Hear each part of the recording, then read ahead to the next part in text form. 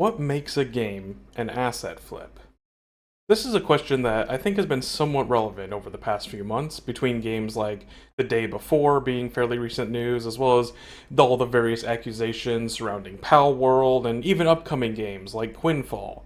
In general, it's a term that gets thrown around a lot, but what I'm curious about is what the actual line is where a game goes from something that simply uses a lot of pre-made assets to a game that is considered by everyone at large to actually be an asset flip.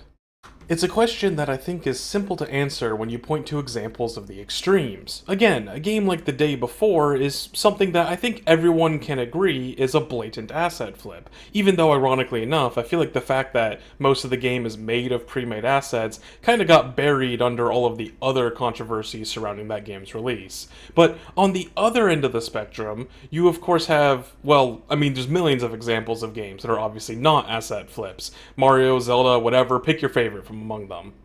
But similar to the classic conundrum of what separates a pile from a heap, my question is what actually makes a game an asset flip? Is it really just a matter of whether or not it's a good game at the end of the day? Well, I'm not personally happy with that answer because it means the definition is completely subjective. Does that mean that if I say like a game like Phasmophobia but you don't, that it's an asset flip to you but a quote unquote real game to me? Would The Day Before suddenly not be considered an asset flip, at least by some people, if it simply ran well enough so that some people actually enjoyed playing it and didn't have to deal with all the various external allegations surrounding it? No, I don't think it's that simple. At the very least, I think we can come up with a better idea for a definition, one that can work regardless of the quality of the end product. And to that, I want to take a closer look at a couple of specific games, those being Phasmophobia and Quinfall. In case anyone here has managed to find this video without knowing the greater context surrounding Quinfall, it was essentially this MMO that was actually announced by the name The Quinfall, which was being sold as this hot new flashy fantasy MMO, but then there was this channel that goes by the name Nuion that essentially broke down every element of their trailer to discover that nearly everything that you can see in it is a paid-for, pre-built asset from the Unity Engine store. And that video suddenly blew up a few weeks ago, which got everyone talking about it again. In case you haven't seen it, there is a link in the description down below if you want to check it out, and it's honestly a fun watch just seeing how widespread the asset use really is and realizing just how little of what you're seeing is actually original content. So this naturally sparked accusations of the game just being a cheap asset flip, and these allegations have seemingly been backed up by some more recent investigations beyond the game itself and into the company to reveal some fairly suspicious behavior, but that's kind of besides the point of why we're here today. Because you see, a lot of people have basically been using this to say that clearly the game is an asset flip primarily because it just has too many pre-built assets. I mean, nearly every single element of the trailer was some kind of asset that the devs themselves did not make. Now, fortunately, I think that this has led a lot of people to the right basic idea, which is that just using paid assets in general isn't inherently a bad thing. I mean, they exist to be used for a reason. That's why they're there, and they can be a great boon to smaller indie devs and AAA studios alike. But it seems that the sentiment that a lot of people have been having towards this game is this idea that simply using too many pre-made assets makes it an asset flip, as if there is this some imaginary line in the sand where if a certain percentage of your game's assets are not made by the developers, then that automatically makes it an asset flip. Well, at the very least, it does give us another contender for what the definition of an asset flip is. But is that really a good definition? It at least feels more objective at first glance, and it isn't reliant on whether or not the game is good or bad, so it at least has a few legs up over our first contender. But once again, the issue is, where do we actually define that limit between a proper game and an asset flip? 50%, 75%, 90, more? At what point is adding another pre-made asset to your game too much? Could you really fine-tune it to the point where replacing one store-bought asset with an original asset suddenly turns the game from an asset flip to a quote-unquote proper game? I don't really think so. So this definition really doesn't work in my opinion. It sort of relies on identifying extreme cases and doesn't really give us a clear line of demarcation between what is and isn't an asset flip. And I mean, as a counterexample, what if an indie dev simply doesn't have access to a good 3D modeler? Then what choice do they have but to make their game mostly out of simple pre-made assets? Are these kinds of devs just doomed to have everything they make be demarked as an asset flip by this definition, regardless of their intentionality? As such, I think that leads us nicely into talking about the other game I mentioned, Phasmophobia. From what I can find, Phasmophobia was originally made by just a single person working by themselves, so it comes as no surprise to find out that the game was actually made almost entirely with just Unity assets, at least to begin with. In fact, somebody made a collection here of all the assets that were in the original game that came out in 2020, and you can clearly see just by browsing through this list that just about everything from the tools that you use, to the ghosts, to the entire maps that you explore in the game, are all just pre-built store-bought assets. Now, to be fair, the game has been updated a ton in the following years, so I don't know if it's still true that it's made out of entirely pre-built assets anymore, but that doesn't change the fact that for a good long while, the game was nearly 100% made of these pre-built assets. And yet, I've pretty much never heard anyone ever try to call this game an asset flip, and tons of people, including myself, still play it pretty regularly to this day. And Phasmophobia isn't the only example of this either, but the mere existence of games like this that are made almost entirely with these assets clearly shows that you can't simply slap the label of an asset flip onto a game just because of the amount of assets that it uses. And while sure, this does maybe start to lend more credence to the first definition again, that an asset flip is simply when a game with lots of assets is bad, that still has the problem of subjectivity. Phasmophobia might be a good game to me, but some of my friends absolutely hate it, and defining a game as an asset flip in such a way that it only applies from certain perspectives is, I think, not very useful as a means of classifying things. So what is it then that separates a game like Phasmophobia from a game like Quinfall or The Day Before? Why is one quote-unquote a real game, while the others are labeled as a shameless cash grab asset flip? Well, I think that if you look closely, you can see a clear difference in how the assets are used that I think is the critical point I want to make.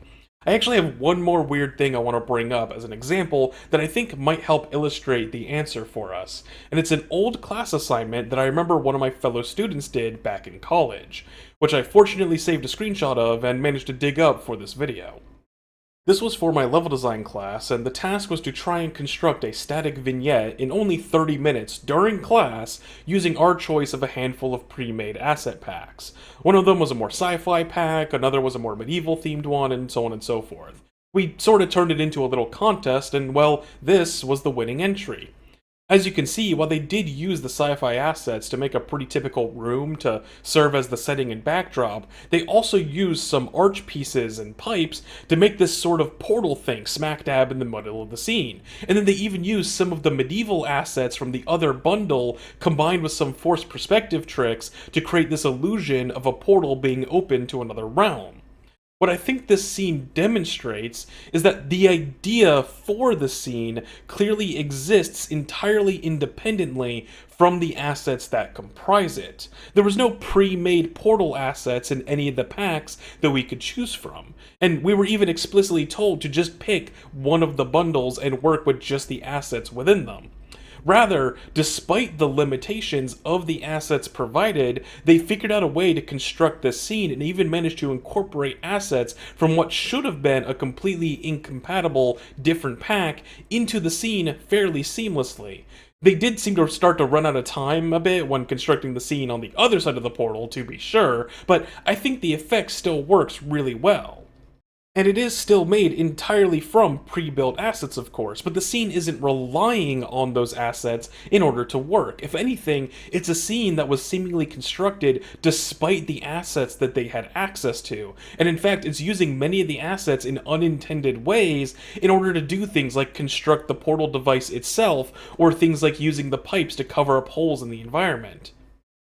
So if we keep in mind how the assets in this simple vignette were used to create an interesting original scene, I think that now we might get a better idea as to why games like Phasmophobia work, while Quinfall and the Day Before feel more like a cash grab.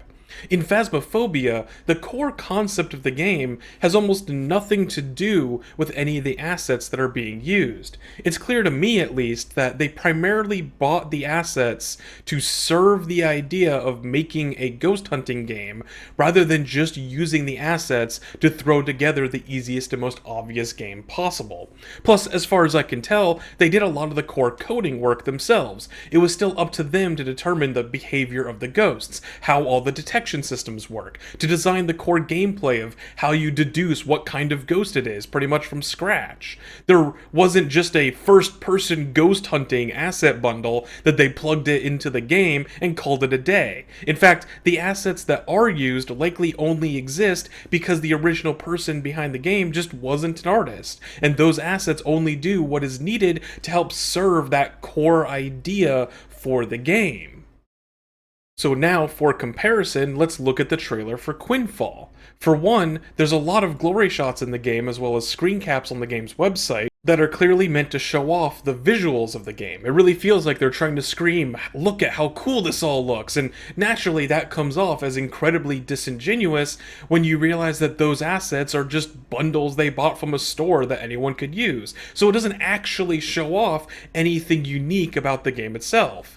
But the real kicker, in my opinion, is the player assets being used in some of these scenes. As Nuion's video points out, even things like the character models for what is clearly meant to be the player character in a given scene are just pre-built assets. And that kinda says a lot about the actual level of effort going into this trailer. Keep in mind, this is an MMO, but the fact that they're using pre-built assets for the player means that that implies a ton of basic fundamental systems that are just not in place. For example, there's probably no character creator, or else they wouldn't have to use this asset stand-in. And presumably there's also no armor system at all, because the character is just wearing the armor that they were modeled in. Hell, there's probably no kind of actual inventory or equipment system in the game either, since all the weapons and such are just pre-made assets too. I doubt there's even any kind of level up system or any kind of actual ability system in the game at all, seeing as all of the animations and special effects for all the attacks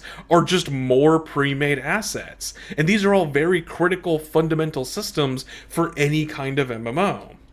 And so that's the thing. In my opinion, it feels like they're actively using these assets deceptively. Like, they want to make it look like the game has a character creator by showing off multiple different player models, and they want to make it look like the game has a cool, flashy skill system and whatnot with all of these cool animations and special effects. But the clear reality is that none of these systems actually exist, at least when the trailer was made. And if they were capable of making these systems for themselves properly, then they almost certainly would have just done that instead of trying to pump out a trailer as fast as possible to drum up hype.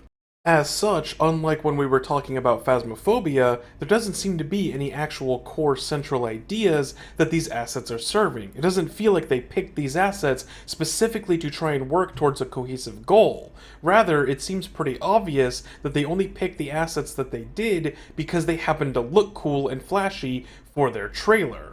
I mean, if we just look at the trailer for Phasmophobia by comparison, sure, it's a lot less flashy, but I think even a trailer as basic as this is a lot better of a showcase for the actual game. Again, just like Quinfall, this trailer is nearly 100% made of pre-built assets, and it's also clear that some of the systems aren't actually fully implemented yet. But, unlike Quinfall, it's not lingering on all of these pointless beauty shots to try and make the game look cool even though none of the assets are original. It's very down to earth, and it's focused on its core concept of ghost hunting. It presents ideas like that the ghosts will affect the environment, and that those changes will depend on what kind of ghost it is. It shows how you can use different tools to detect different kinds of ghosts. And of course, at the end, it shows what happens if you linger too long and don't get out in time.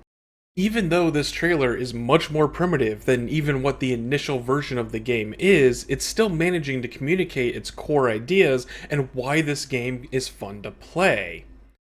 And so, I think that gives us a better idea for what a definition of an asset flip could be. It's not when a game uses assets and is simply bad, and it's not when a game uses too many pre-built assets.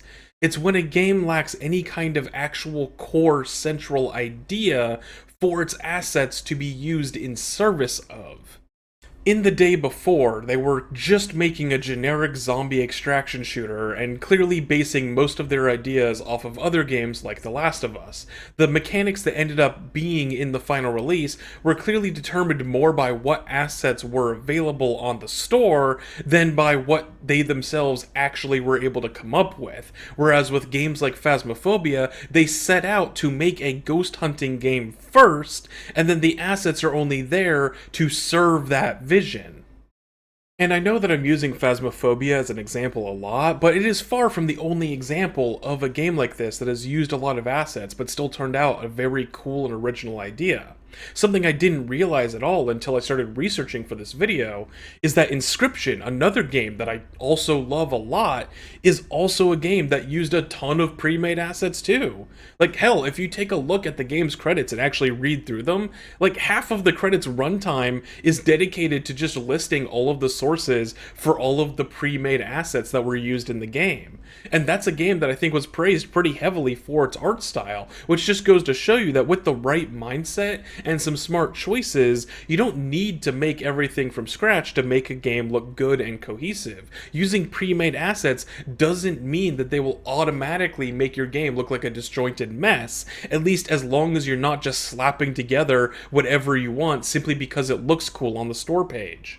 And to be fair, unlike Phasmophobia at launch, not everything in Inscription is a pre-made asset. Just browsing through their credits, it seems like things like the character models and the card art and whatnot are all original artwork. It just seems like they didn't feel the need to do all the model work for things like the random gubbins in Leshy's cabin and the like, which is totally valid. Why bother wasting potentially days or weeks of dev time modeling basic things like a table or an hourglass and whatnot, when you could be focusing on the core parts of your game? If anything, I think that this just shows how the developer had their priorities straight. They were only using the assets to help fill in the game world that they had already created, as opposed to using the assets themselves as the basis for their game.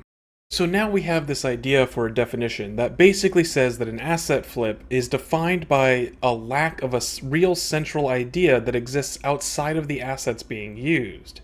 So with that in mind, let's look at this trailer for Quinfall again. What about this game is meant to actually make it stand out from, say, another fantasy MMO?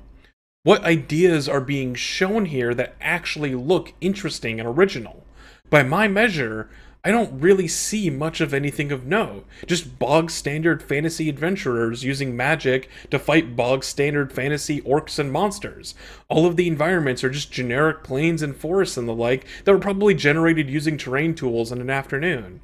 If the artwork and characters were original, then at least that would say something about the amount of time they spent building the world. It would say something about the choices made in the development about things like how people in this world should look, how magic should look, and what the mechanics of that magic should be like. Overall questions about the game's art style. But because this is all just pre-made assets, none of those decisions were made by the developers. Like, if you try to look at this game with the best possible outlook and do your damnedest to try and look past the pre-made assets to see the real game underneath it all, I'm afraid I just don't see anything under the surface. And like I said, the way certain assets are used implies a complete lack of basic fundamental systems that would be required for such a game to exist. I mean, hell, an amusing anecdote that I've seen in some of their promotional material from a while ago is that the game apparently features time travel of some sort to different eras, so that you can go to a big fancy steampunk city or some kind of high magic antiquity. It almost sounds like it might be an original idea. But to me, with the context we currently have, that really just comes off like they found a bunch of asset packs that they thought looked cool, but didn't fit their medieval fantasy aesthetic, so they came up with a really basic excuse to use them anyways. Especially since they've actively avoided going into any details about what this time travel system actually is and how it's supposed to be meaningfully incorporated into the game. Not to mention that it's hard to find any actual current mention of it on things like their Steam page, so they may have actually dropped the concept entirely, yet again showing how basic and surface level the idea must have been, regardless of how integral to the setting it must have initially sounded. And once again, compare this to the Phasmophobia trailer. Just about everything in this trailer is also a pre-bought asset too, but there is still a cool and original idea that isn't heavily reliant on the assets being used. If in theory, Phasmophobia replaces every single asset in the game, the artwork, the houses, the tools that you're using, everything, with new and original art later on, you would still have that core ghost hunting concept acting as the backbone for the game that everything else is being built on top of. The game would still be recognizable as the same game despite the change in artwork. But with games like Quinfall, even if all of the assets are just placeholders that are going to be replaced later on, which the devs have tried to claim without much evidence as far as I can tell, then they're just showcasing a fake game that doesn't exist so that they can maybe make a completely unrelated game that might exist later. And I mean, let's be real, if you go to their Steam page or their website, they're still using many of the same assets and environments shown in the trailer from over a year ago, and the game is allegedly going into a closed beta around when this video is scheduled to be uploaded. So yeah, to get back to the original topic at hand, the way I see it, being classified as an asset flip shouldn't have anything to do with just the number of assets that you're using, and it shouldn't be defined by whether or not the final product is enjoyable by one group of people or another. The real point at which a game becomes an asset flip is when it lacks any kind of real direction, and it's just using pre-made assets as a stand-in for a lack of any kind of original ideas. And if there's one lesson that I think a novice game dev like myself can take away from all of this, it's that if you're a small indie developer who maybe doesn't have the time or skills to make all of the models necessary for a cool idea that you have, then you shouldn't be afraid to use pre-made assets to help fill out your game, even if it means that most of your game is made of these assets, because what's important is that your game actually has interesting and original ideas. And as long as you choose your assets carefully so that they cohesively serve that idea, then your game could end up like Phasmophobia or Inscription or countless other examples of games who have used plenty of assets in their creation and have went on to become great successes without being labeled as an asset flip. Just remember that using these assets is not a shortcut to making a great game. If anything, it's just another tool in your toolbox. And just like any other kind of tool, it can be used haphazardly and sloppily to make something that might function on a basic level, but won't be worth actually playing. Or it can be used carefully, intelligently, and with a clear plan in mind to make something great. And if there's a second lesson that you can take away from this video, it's that you should 100% absolutely never play a drinking game with this video where you take a sip every time I say the word asset. Like, goddamn, I don't even want to know how many times I managed to say that word throughout this whole thing. Anyways, thank you all for watching, and as always, I'm happy to continue the conversation in the comments down below. I'm curious if you know any other examples of games that primarily use store-bought assets like Phasmophobia and the such, but went on to become successful hits anyways. But for now, if you liked the video, make sure to leave a like, and if you want to see more videos like this in the future, make sure to subscribe. And if you want to really help the channel out, then becoming a member or donating to my Ko-Fi is a great way to help the channel grow and ensure that I can keep doing this in the future. Once again, thank you all for watching, and I hope to see you guys in the next one.